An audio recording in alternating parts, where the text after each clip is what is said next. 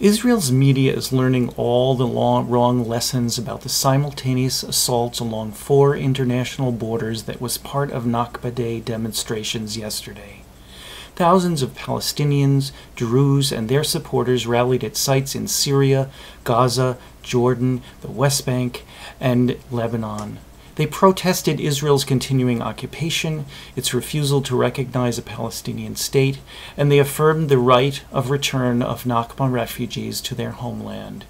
In one telling case, a Syrian Palestinian named Hassan Hijazi scaled the border fence in the Golan. After entering Israel, or as he calls it, Palestine, and kissing his Israeli-Palestinian cousins in the border town of Maj al-Shams, he hitched a ride with some peace activists and rode a public bus alongside Israeli soldiers on a 130-mile journey to Jaffa.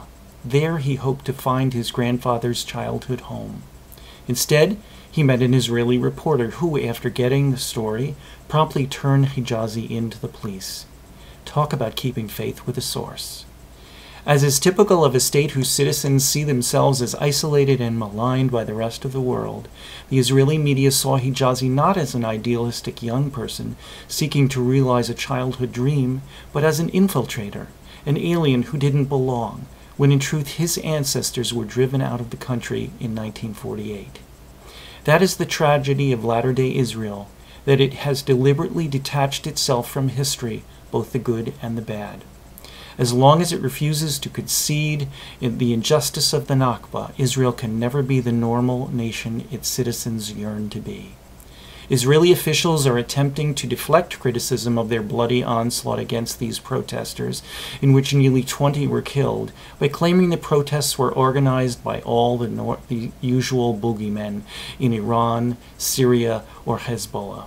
But Hijazi reveals that the most productive tool used by the protesters in organizing the events was the social networking site Facebook. There are literally scores of such Facebook groups with hundreds of thousands of members, and they provided much of the impetus and energy for the Nakba Day demonstrations.